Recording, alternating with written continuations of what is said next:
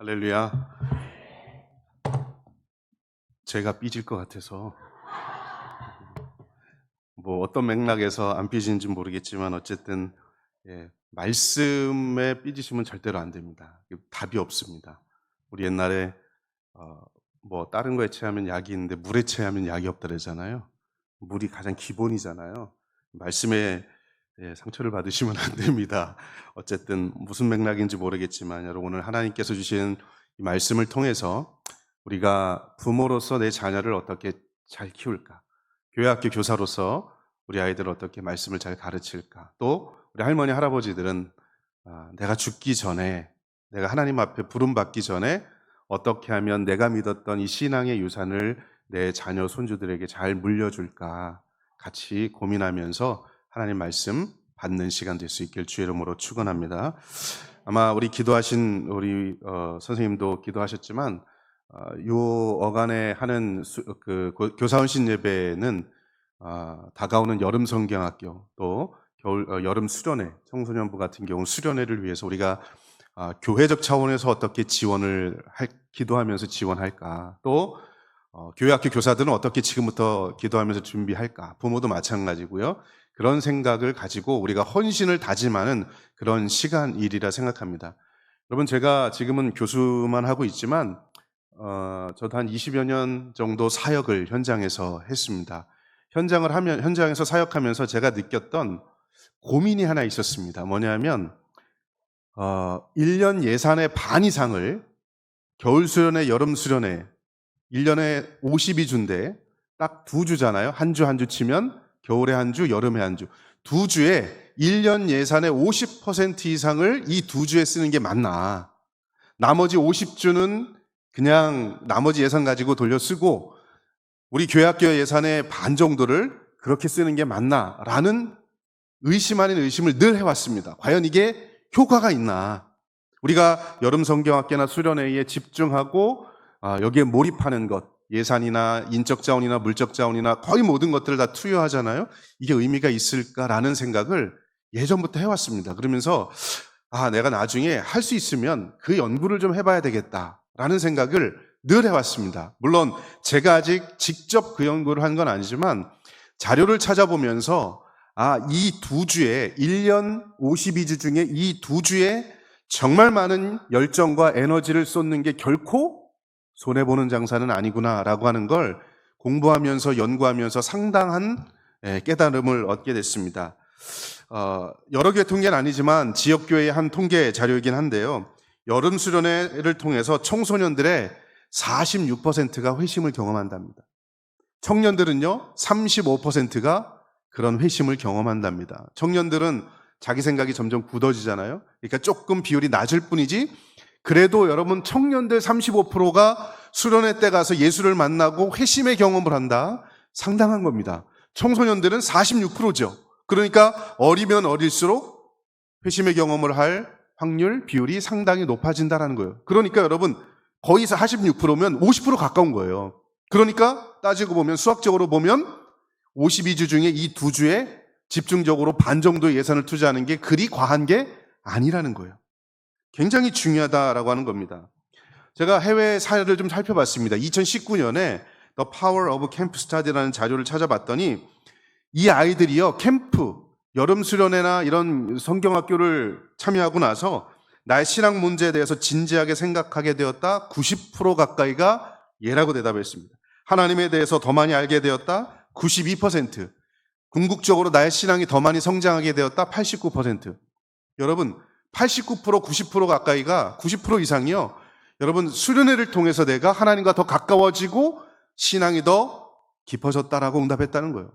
그러니까 여러분 2주, 1주밖에 안 되는 이 시간에 집중하는 게 그리고 예산과 물적 자원을 투자하는 게 절대로 허사가 아니라는 거예요. 뒤집어 이야기하면 여러분 이것들을 위해서 교회학교 교사들이 정말 준비 열심히 하고 부모들이 기도하고 교회가 전폭적인 지지를 해줄 때에 우리 다음 세대 아이들 여러분 이 자리에 꽉 차게 되는 거예요. 그냥 되는 게 아닙니다. 가만히 그냥 주일날 1시간 여러분 교회 와서 애들이 성경 공부로 보낸 시간이 1시간 반밖에 안 됩니다. 예배 드리고 성경 공부. 나머지 168시간 중에서 나머지 166시간 아무것도 안 해요. 그거 갖고 될 일이 아닌 거예요.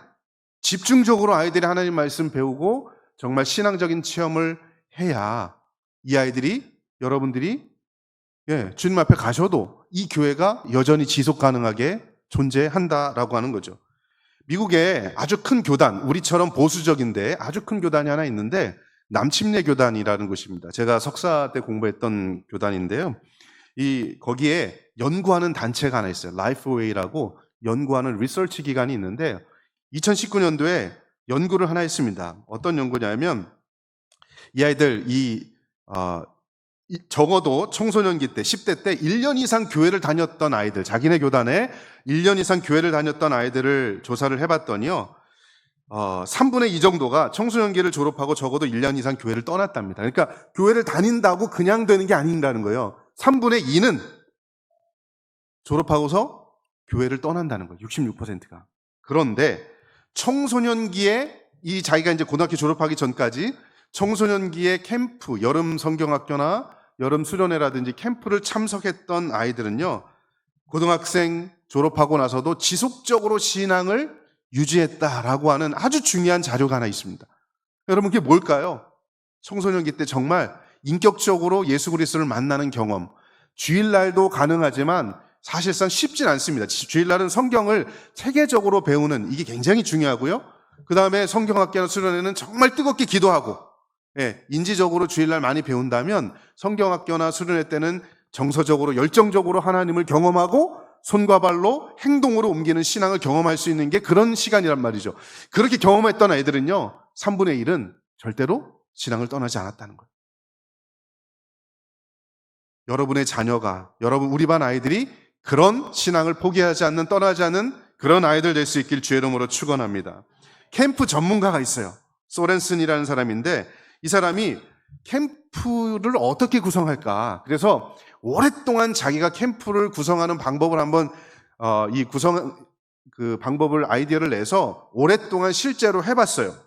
학생 참여적으로, 그리고 집에서 할 수 없는 다른 경험을 할 수 있도록, 그리고 관계 중심적으로, 그냥 머리로만 배우는 게 아니라 관계 중심적으로 안전한 공간에서 신앙 중심적인 캠프를 해봤더니요, 여러분, 이 아이들이 5년이 지나서도 신앙을 유지할 확률이 캠프에 참여하지 않은 아이들에 비해서 3배 이상 높았다는 거예요. 그냥 시험 기간이에요, 고3이에요, 그래서 참여하지 않았던 애들보다 힘들지만 그래도 여름 성경학교 수련회에 참여한 애들이 신앙심이 3배나 더 높았다라고 하는 거예요.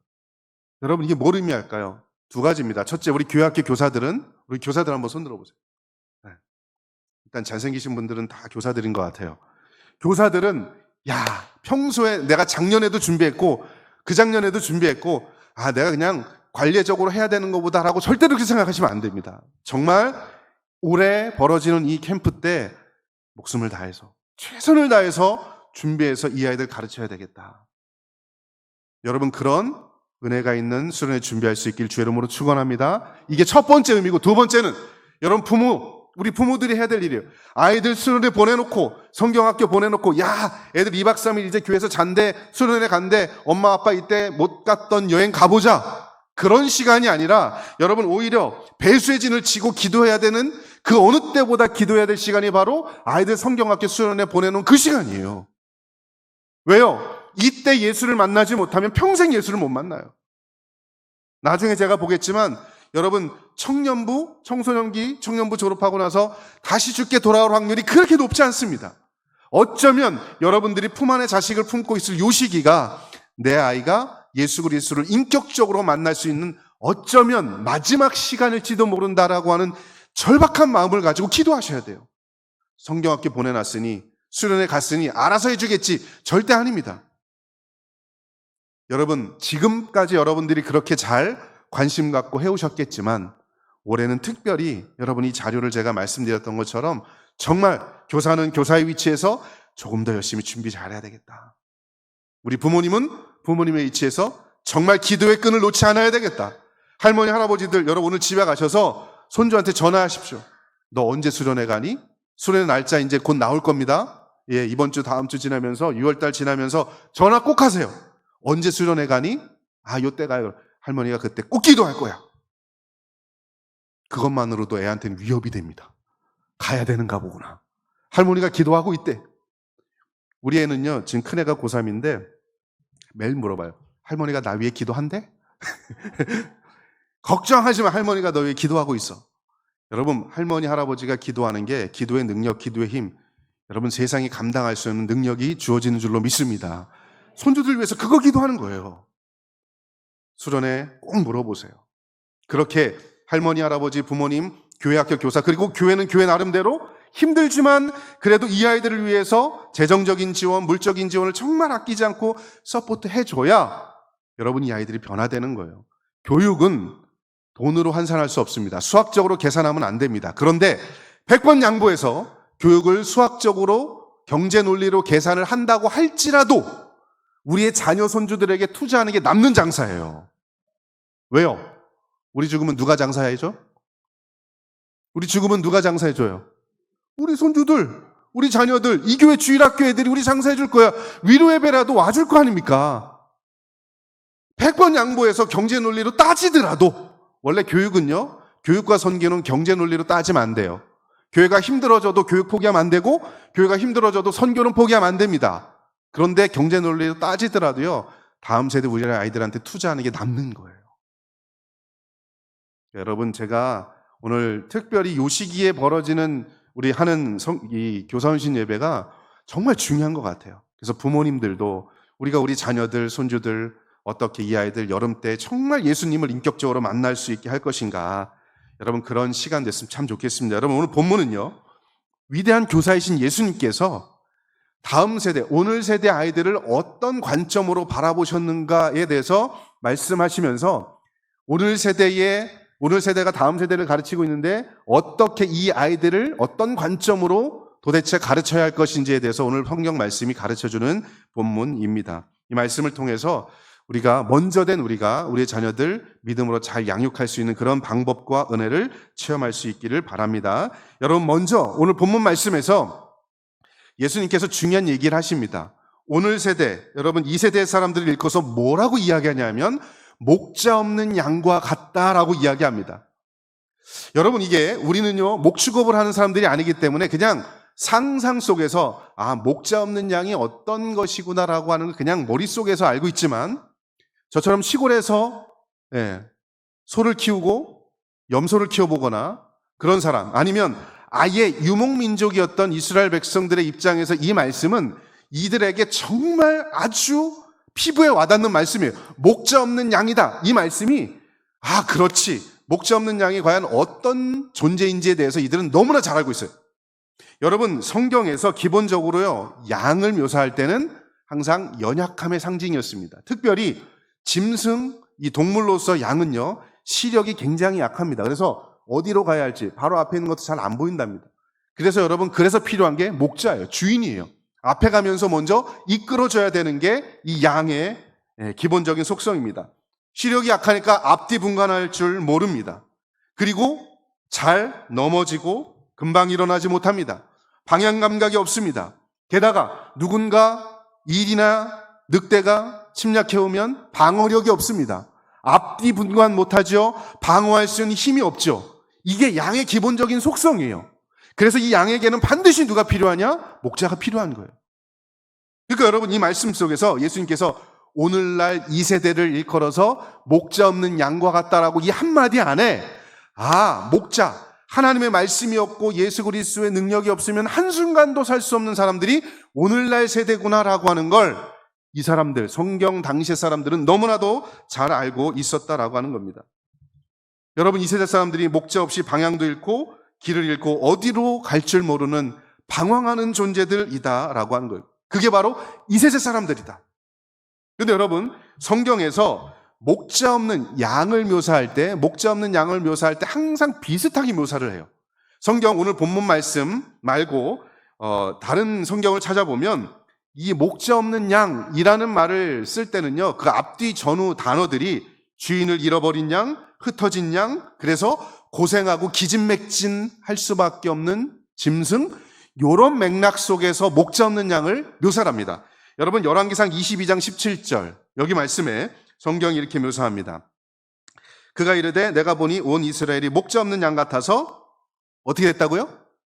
산에 흩어졌어요. 목자가 없으니까 흩어지는 거예요. 살 수가 없어요. 산에 흩어졌는데 여호와의 말씀이 이 무리에게 뭐가 없다? 주인이 없다. 주인이 없이, 어미가 없이, 애비가 없이 방치되는 거예요. 이게 목자 없는 양의 기본적인 특징이에요. 두 번째, 에스겔 34장 5절. 목자가 없으므로 그것들이 어떻게 돼요? 흩어지고 흩어져서 모든 들짐승의 밥이 되었다. 양은 연약하기 때문에 목자가 없으면 들짐승의 밥이 되는 거예요. 방어력이 없다는 말이 바로 이 말씀이에요. 마태복음 9장 36절에 무리를 보시고 불쌍히 여기시니 이는 그들이 목자 없는 양과 같이 고생하며 기진함이라. 목자가 없으니까 헤매다가 고생하고 기진하고 먹을 것이 없으니까 기진맥진한 거예요. 이게 양의 기본적인 속성인데 여러분 오늘 본문 말씀에 이 시대의 사람들을 목자 없는 양이라고 부릅니다. 주인을 잃어버리고 삶의 방향을 잃어버린 세대, 기준 없이 살아가는 세대가 바로 오늘 세대요. 어쩌면 그들이 우리 자녀들의 세대, 이 아이들이라는 거예요. 그래서 누가 필요합니까? 목자가 필요한 거예요. 여러분 저는 이 말씀을 보시면서 예수님께서 물론 그 당시에 2세대를 향해서 목자 없는 양과 같다라고 표현할 때 그 2세대가요. 어린 애들만 말한 게 아니에요. 예수님 당시에는요. 모여있는 2세대 사람들 다 말한 거예요. 근데 여러분 저는 이 말씀을 읽으면서 오늘날 특별히 어른 세대는 그래도 목자 없는 양처럼 살진 않는 것 같아. 근데 여러분 시간이 지나서 1세대, 2세대, 믿음의 3세대, 4대로 갈수록 점점 목자 없는 양과 같은 삶을 사는 게 오늘날 세대 아닙니까? 여러분 다 목자 믿으니까 이 자리에 와 계신 거 아니에요? 우리의 자녀들 목자가 필요 없다고 생각하는 세대 아닙니까? 여러분 지금 요즘 세대 아이들이요. 목자가 필요 없다고 이야기합니다. 하나님도 필요 없고요. 예수님도 필요 없고 그냥 나 자신만 믿으면 돼요. 내가 종교가 되었습니다. 돈이 종교가 되었습니다. 내가 인생의 주인이요. 종교도 필요 없고 천국도 필요 없고 영원한 것도 필요 없다라고 믿고 살아가는 세대가 이 세대 사람이에요. 그게 바로 목자 없는 세대의 가장 중요한 특징입니다. 지난 여러분 2021년에 갤럽에서 조사를 하나 했습니다. 조사를 하나 했는데 우리나라 사람들 중에 종교를 갖고 있는 사람들은 겨우 40%밖에 안 돼요. 종교가 없는, 다시 말하면 우리나라에서 가장 성행하는 종교가 뭐냐? 무종교의 종교예요. 종교 없음의 종교. 내가 종교야. 이게 60%예요. 지금 우리나라가 그렇습니다. 기독교, 천주교, 불교 다 합쳐봤자 40%밖에 안 돼요. 뭡니까 여러분? 목자가 필요 없는 거예요. 내가 주인이라는 겁니다. 안타까운 건 2022년 한국 리서치 자료에 따르면 그래도 60세 이상 개신교인은 25%가 크리스천이에요. 그런데 여러분 20대 청년층의 기독교인들은 14%밖에 안 됩니다. 젊은 사람들일수록 더 목자 없는 양 같은 세대라는 거예요. 그럼 여러분 청소년 아이들, 우리 여러분 손주들, 우리 교회학교 아이들, 청소년 아이들은 어떤지 아십니까? 2022년 3월 1일자 국민일보를 보니까 청소년 복음화율을 뭐라고 표현하냐면 조금 과장되긴 했지만 3%다 이렇게 이야기해요. 여러분 청소년 복음화율이 3%. 제가 지난번에 와서도 한번 슬라이드 보여주면서 말씀드렸어요. 복음화율 3%를 뭐라고 일컫느냐? 미전도 종족이라고 보통 일컫습니다. 선교학에서 전도가 되었다 안 되었다라고 하는 기준이 뭐냐? 3%예요. 그래서 미전도 종족, 여러분 많이 들어보셨죠? 전도해야 된다, 미전 종족 나갑시다. 그럴 때 기준이 3%인데 지금 청소년들 이 아이들이요? 미전도 종족이라는 거예요. 목자가 필요 없다고 믿고 살아가는 그런 세대가 됐다는 겁니다. 여러분 양적인 것뿐만 아닙니다. 제가 속해 있는 기독교 학교교육연구소에서 2022년도에 연구를 하나 했는데요. 교회 다니는 아이들도, 기독교 학교 다니는 아이들도 38%가 종교가 필요 없다고 믿어요. 지금 여러분 우리 자녀들도요. 교회 나오는 애들도 지금 엄마 아빠 때문에 억지로 다니는 거지. 할머니 할아버지가 믿었고 엄마 아빠가 믿었고 괜히 내가 가끔씩 우리 애들이 그래요. 아빠가 목사여서 내가 교회 가고 여러분 어쩔 수 없이 교회 다니는 애들, 여러분 교회 다니는 애들 중에 38%가 종교가 필요 없다고 생각해요. 우리 교회 나오는 애들의 40%가 그냥 지금은 억지로 교회 나오지만 시간이 지나면서 자기 스스로 자기 인생을 결정할 때쯤 되면 종교 필요 없다, 교회 안 나간다. 그때가 언제냐? 고등학교 졸업하고 청년부 나가면 다 떠납니다. 그래서 지금이 필요한 거예요. 목자가 정말 필요하다라고 가르쳐야 되는 시기가 지금이라는 거예요. 더 충격적인 건요, 코로나 기간 동안에 목회데이터 연구원에서 교회 다니는 아이들 500명을 대상으로 연구했습니다. 교회 다니는 우리 아이들이죠. 이 중에 구원의 확신이 있습니다 라고 응답한 비율이 48.9%, 없거나 모른다라고 응답한 비율이 51.1%예요. 반 이상이 나는 구원의 확신이 없어요 혹은 잘 모르겠어요, 그냥 그러면서 교회 나오는 거예요. 반 이상은요, 구원의 확신이 없어요. 남의 얘기가 아닙니다. 우리 아이들입니다. 목자가 필요 없다. 여러분, 예수님 당시에 말씀하셨던 바로 이 똑같은 거예요. 오늘 세대, 이 세대가 목자 없는 양같이 이리 찢기고 저리 찢기고 방황하는 그 모습처럼, 예수님이 한탄하신 것처럼 어쩌면 예수님께서 오늘날 우리 교회 가운데 오셔서 보시면, 야, 너희 교회도 마찬가지 아니니? 네 자녀도 마찬가지 아니니? 이게 지금 예수님이 바라보는 오늘날 우리들의 모습이라는 것입니다. 여러분, 우리 아이 목자 없는 양같이 느끼시나요? 그 마음이 있으셔야 회복이 이루어지고 케어가 이루어지는 거예요. 그냥 이 아이들 볼 때마다, 우리 부모님들은 가정에서 아이 볼 때마다 좋은 대학만 들어가면 되지, 목자 없는 양같이 느끼시나요? 우리 교회학교 선생님들은 오늘 가르쳤던 이 아이 보면서 정말 이 말씀 배우지 않으면 목자 없는 양처럼 되고 이리 찢기고 저리 찢기고 이렇게 될지도 모른다라고 하는 위기감을 가지고 가르치고 계시나요? 제가 수련회 말씀드렸지만 정말 이번 수련회가 그래서 중요한 것 같아요. 제가 여러분 학교에서 아이들 상담하면서, 제가 담임 목사는 안 하지만 학교에서 저는 제가 담임 목사라고 생각을 합니다.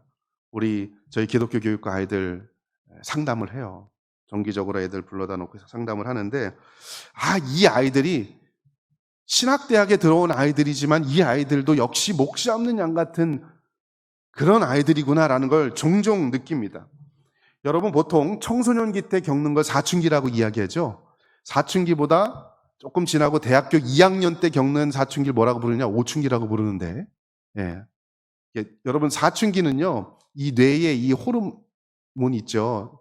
이 뇌의 그 감정을 조절하는, 그리고 이성을 조절하는, 이게 부조화 현상 때문에 일어나는 거예요. 시간이 지나면 회복이 돼요. 근데 여러분, 대학교 때 이거는 오춘기는요, 이 회복이 잘 안 돼요. 대학교 1학년이 딱 들어오면 새롭잖아요. 고등학교 때까지 막 압박을 받으면서 공부하다가 다 새로워. 그리고 자기가 할 수 있는 것도 많아요. 1학년 때는 정신없이 공부하고 정신없이 놀아. 아무 생각 없어요. 행복하고 마냥 즐거워. 그런데 그때 대학교 2학년이 되면 그때부터 애들 말로 현타가 옵니다. 현타가 뭐냐면 현실 자각 타임이라는 거예요. 그러면서 내가 왜 이 학과를 왔을까? 내가 왜 이 공부를 해야 되지? 여러분, 신앙적으로도 고민을 해요. 내가 그럼 휴학해야 되나? 자퇴해야 되나? 하나님이 살아계신가? 지금 학교 와서 예배를 드리고 있는데도 딴짓하면서 하나님이 살아계신가? 막 방황을 해요. 이 아이들을 보면 진짜 목자 없는 양 같아요. 공부만 안 하는 게 아니라, 대학교 2학년 되면 공부만 안 하는 게 아니라 그동안 억눌려왔던 신앙들이요, 막 이상한 방식으로 표출이 돼요. 이 아이들 보면 똑같이 그런 마음이 듭니다. 목자 없는 양 같구나. 근데 여러분, 이 아이들 불러다가, 저는요, 교수가 해야 될 일이 여러 가지가 있어요. 연구도 해야 되고, 행정도 해야 되고, 티칭도 해야 되고. 근데 가장 행복할 때가 상담하는 시간이에요. 아이들, 힘들어하는 아이들 불러다 놓고 같이 이야기하고 대화하고 같이 울어주고 같이 기도하면서 이 아이가 정말 길을 다시 찾고 하나님이 내 인생의 주인이니까 내가 다시 일어서야지라고 회복되는 모습을 보면서 너무나 행복해요. 사랑하는 성도 여러분, 그런 역할들을 누가 해줘야 되느냐? 교회에서는 교사요, 가정에서는 부모예요.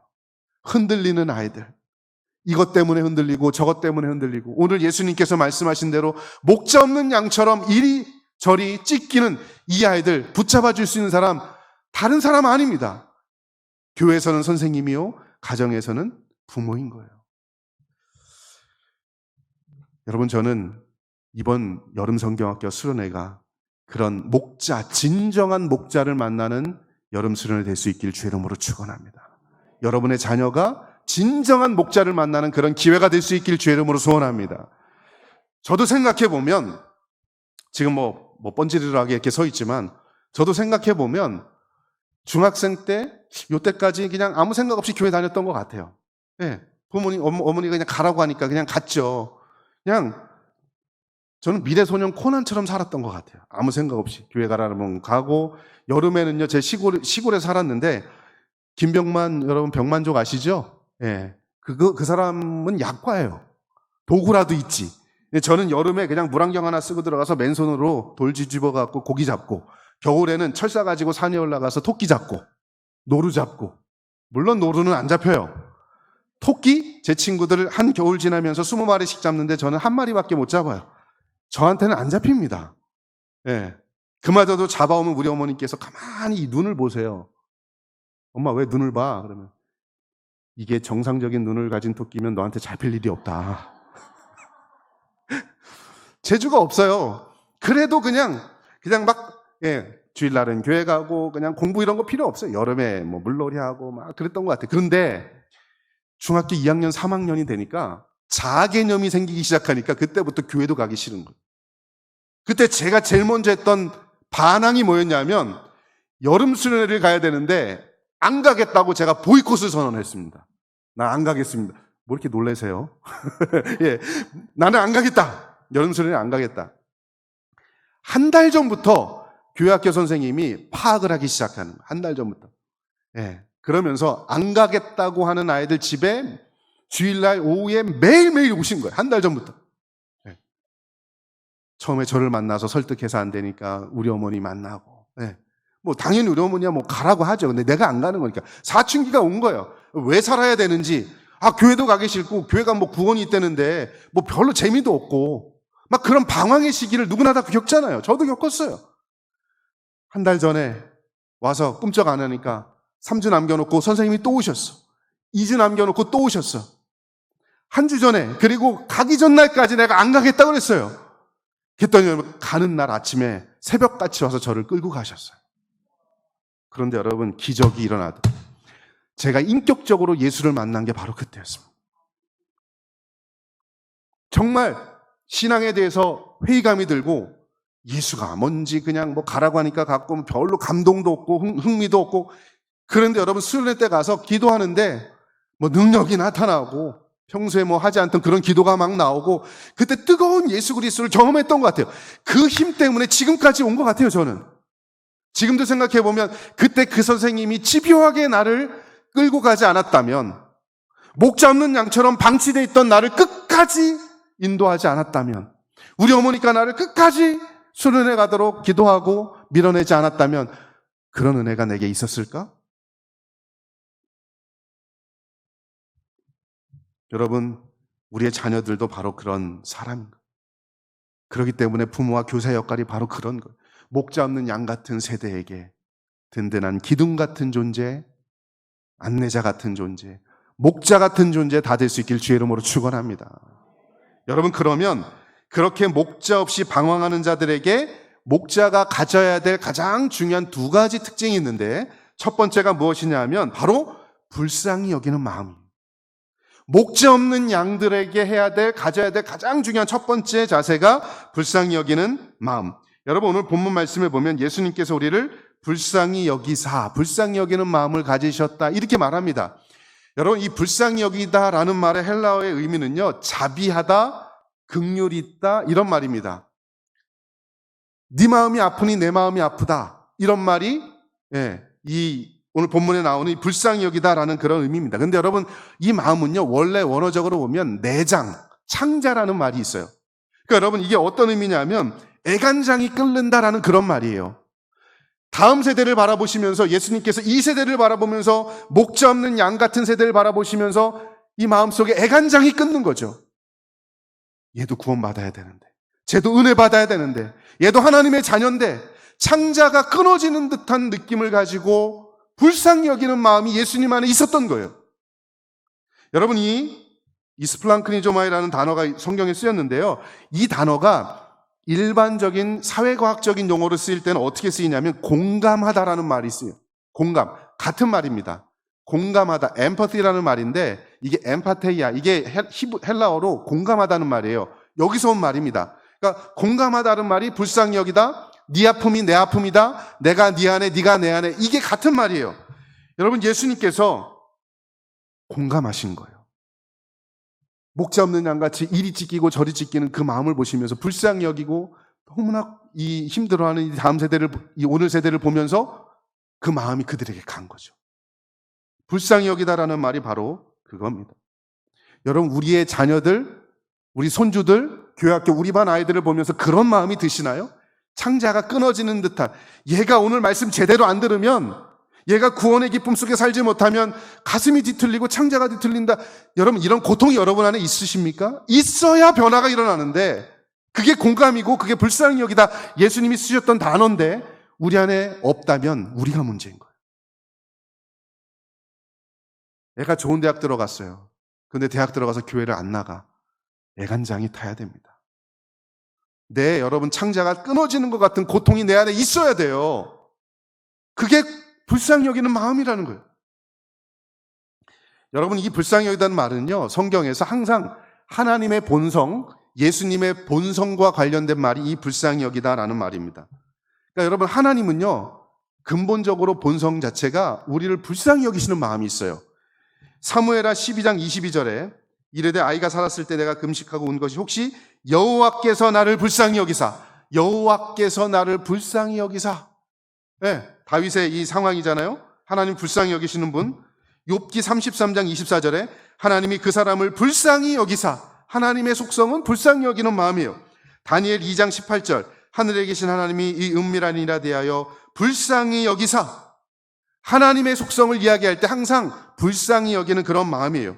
어떤 상황 속에서 나타나냐? 구약 성경에서 이 불쌍히 여기는 마음은 고난과 위기 가운데 빠져있는 하나님의 백성들을 바라볼 때에 하나님이 느끼셨던 마음이에요. 힘들고 죄 가운데 헤어나오지 못하고 구원의 기쁨을 누리지 못하는 하나님의 백성들이 그 살아가는 모습을 보면서 하나님이 고통 속에 있는 백성들을 향해서 느꼈던 마음이 뭐라고요? 불쌍히 여기는 마음이었어요. 우리 자녀들, 손주들, 우리 반 아이들에게 그런 마음 가지셔야 돼요. 그래야 복음이라도 한 가닥 전할 거 아닙니까? 하나님이 그런 마음을 가지고 계셨기 때문에 그의 아들 예수 그리스도를 이 땅에 보내신 거예요. 여러분, 하나님이 근본적으로 우리를 불쌍히 여기셨잖아요. 그래서 아담과 하와 이후로 불쌍히 여기셔서 구원시키기 위해서 누굴 보냈어요? 처음에 제사장을 보냈죠. 다 실패했어요. 두 번째 누굴 보냈어요? 왕을 보냈어요. 다 실패했죠. 세 번째 누굴 보냈어요? 선지자를 보냈습니다. 다 실패했어요. 그래서 제사장, 왕, 선지자 역할을 한 번에 감당할 수 있는 사람 누구? 예수님. 내 아들 죽여서라도 저 불쌍한 인간들 구원해야 되겠다. 이게 하나님 아버지의 마음이에요. 그래서 갈라디아 4장에 때가 참에 아들을 보내사. 이게 하나님의 마음입니다. 자기 아들을 죽여가면서까지 살리겠다라고 하는 그 마음. 여러분, 이런 마음이 우리 안에 있으십니까? 이게 있어야 구원의 역사가 일어나는 거예요. 예수님도요, 그렇게 하나님의 속성을 본받은 예수님도 마태복음 14장 14절에 예수께서 나오사 큰 무리를 보시고 불쌍히 여기사 그들을 고쳐주시니라. 불쌍히 여기는 거예요. 마태복음 20장 34절 예수께서 불쌍히 여기사 그들의 눈을 만져주시니 곧 보게 되어 예수를 따르니라. 불쌍히 여기사. 마가복음 1장 41절 예수께서 불쌍히 여기사 손을 내밀어 그에게 대시며 이르시되. 누가복음 7장 13절 주께서 과부를 보시고 불쌍히 여기사 울지 말라.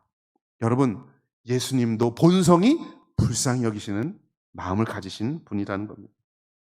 여러분, 저는 우리 안에 이런 마음이 있게 되길 소원합니다. 오늘부터 내 자녀를 보실 때, 집에 가서 보실 때 불쌍히 여기는 마음으로 보십시오. 그렇다고 울면서 이렇게 보지 마시고, 그렇게 아니라 영혼에 대한 불쌍한 마음. 불쌍한 마음이 생기면 첫 번째 반응은 말씀 가르쳐야 되겠다. 두 번째 반응은 기도해야 되겠다. 이런 마음이 나오는 거예요. 우리 선생님들도 성경학교 수련회 준비하시면서 이 마음을 가지고 준비하셔야 돼요.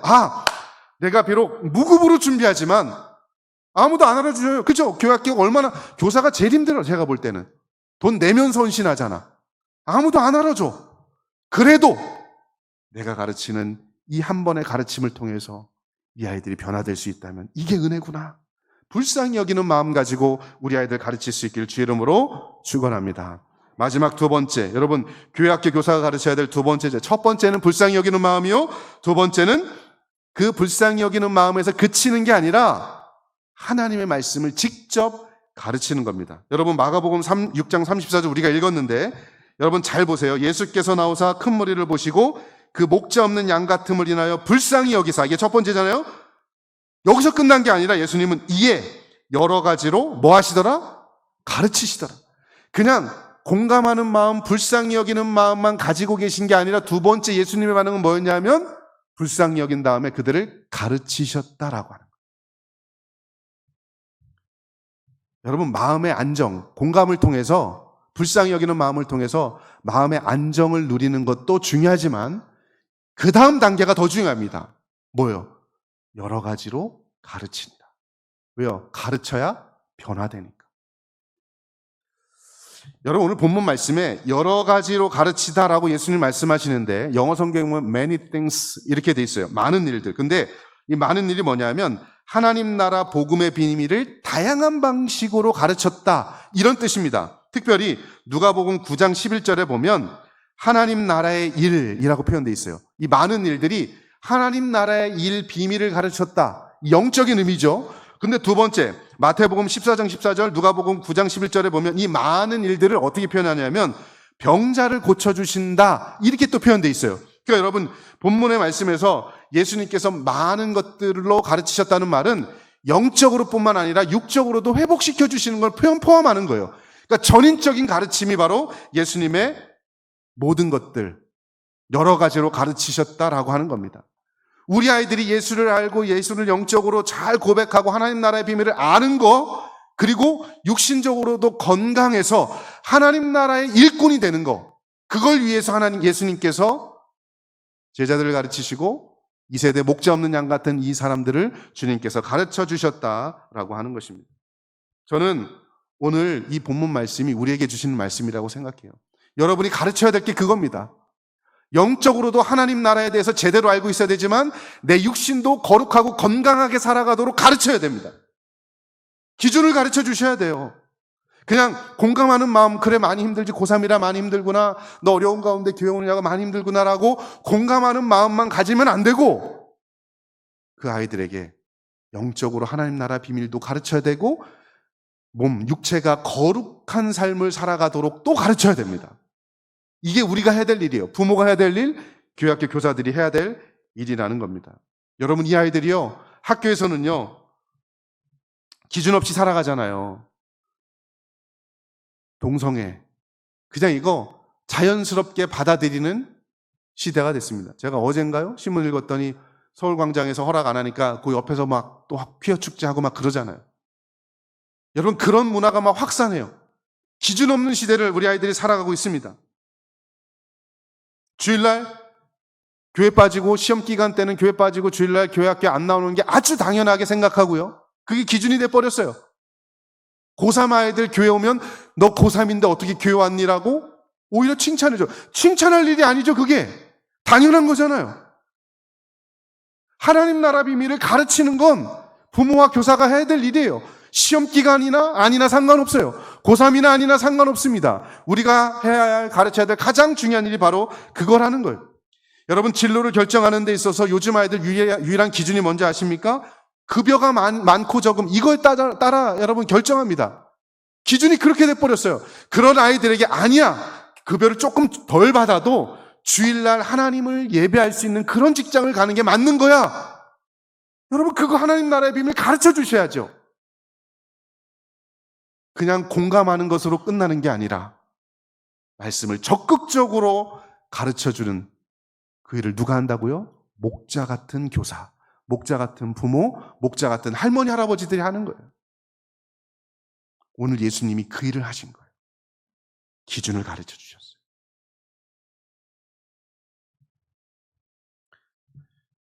사도 바울이 디모데에게 편지하면서 기준 없이 사는 시대를 이렇게 묘사했습니다. 디모데후서 3장 1절부터 5절, 조금 길지만 여러분 제가 읽어드릴게요. 이 시대 사람들이 어떤 목자 없는 양같이 살아가는 사람들의 시대가 기준 없이 살아가는 시대인데, 기준 없이 살아가는 시대의 특징이 어떤가? 여러분 이 본문 말씀 3장 1절부터 5절 너는 이것을 알라. 말세에 고통하는 때가 이르러 사람들이 자기를 사랑하며 돈을 사랑하며 자랑하며 교만하며 비방하며 부모를 거역하며 감사하지 아니하며 거룩하지 아니하며 무정하며 원통함을 풀지 아니하며 모함하며 절제하지 못하며 사나우며 선한 것을 좋아하지 아니하며 배신하며 조급하며 자만하며 쾌락을 사랑하기를 하나님 사랑하는 것보다 더하며 경건의 모양은 있으나 경건의 능력은 부인하는 자니 이 같은 자들에게서 내가 돌아서라. 여러분, 디모데 당시에 있었던 사람들의 모습, 기준 없는 시대, 목자 없는 양같이 살아가는 사는 사람들의 모습이 바로 이런 거예요. 경건의 모양은 있는 것처럼 보이지만 경건의 능력이 없는 바로 그 시대예요. 여러분, 이런 시대를 향해서 뭐라고 말씀하느냐? 바로 이어서 보면 디모데후서 3장 14절부터 17절 말씀에 이렇게 이야기합니다. 그러나 너는 배우고 확신한 일에 거하라. 너는 내가 누구에게 배운 것을 알며 또 어려서부터 성경을 알았나니 성경은 능히 너로 하여금 그리스도 예수 안에 있는 믿음으로 말미암아 구원에 이르는 지혜가 있게 하느니라. 모든 성경은 하나님의 감동으로 된 것으로 교훈과 책망과 바르게 함과 의로 교육하에게 유익하니 이는 하나님의 사람으로 온전하게 하며 모든 선한 일을 행할 능력을 갖추게 하려 함이니라. 아멘. 뭐라고 이야기합니까? 말씀 가르치라고 이야기하죠. 기준 없이 살아가는 세대에게 뭐 하라고요? 딱 하나, 말씀 가르치라는 겁니다. 디모데 가만히 보니까 세상 사람들 다 기준 없이 살아가는데 디모데만 보니까 청결한 마음과 깨끗한 양심을 가지고 살아가. 이게 도대체 어디서부터 왔는가? 사도 바울이 가만히 보니까 외할머니, 그의 어머니 로이스와 유니게로부터 배웠어. 뭘요? 성경을 배우니까 기준이 생기고 목자 있는 양같이 살아가더라. 여러분, 이게 오늘 말씀의 핵심입니다. 사랑하는 성도 여러분, 오늘 이 말씀을 생각해 보면서 예수님 당시나 디모데 때나 2000년이 지난 오늘이나 똑같습니다. 목자 없는 양과 같아요. 우리 아이들 방향 감각 잃어버렸죠. 방어력 없죠. 새 속에 밀려올 때마다 방어할 수 있는 힘이 없습니다. 그런 시대를 살아가는 이 아이들에게 두 가지. 첫째, 불쌍히 여기는 마음. 그리고 말씀을 가르치는 것. 많은 것들 가르치는 거예요. 특별히 여러분, 돌아오는 주일도 그렇지만 이번 여름 행사들 준비하시면서 이거 꼭 가지고 있어야 되겠다. 이 마음 가지고 잘 준비해서 올 여름이 우리 아이들 예수님 인격적으로 만나는 놀라운 기적을 경험하는 원년 될 수 있기를 주의 이름으로 축원합니다. 기도하겠습니다. 우리 한번 같이 기도했으면 좋겠습니다. 오늘 말씀 생각해 보면서 하나님, 내 아이가, 내 손주가 목자 없는 양 같은 삶을 삽니다. 주님, 불쌍히 여겨주옵소서. 주께서 이 시대의 사람들 향해서 불쌍히 여기셨던 것처럼 우리 아이도 불쌍히 여겨주옵소서. 우리 할머니, 할아버지들은 우리 손자 불쌍히 여겨주시옵소서. 우리 선생님들은 우리 반 아이들 주님 불쌍히 여겨주옵소서. 그리고 내가 이제는 하나님 말씀 가르치겠습니다. 주님 말씀, 살아계신 말씀 집에서도 가르치고 교회에서도 가르치고 성경학교 수련회 때도 내가 목숨 걸고 한번 가르쳐 보겠습니다. 주님 도와주시옵소서. 이 시간에 우리 한번 다 같이 주여 한번 부르고 다 같이 통성 기도합니다. 기도합니다. 주여.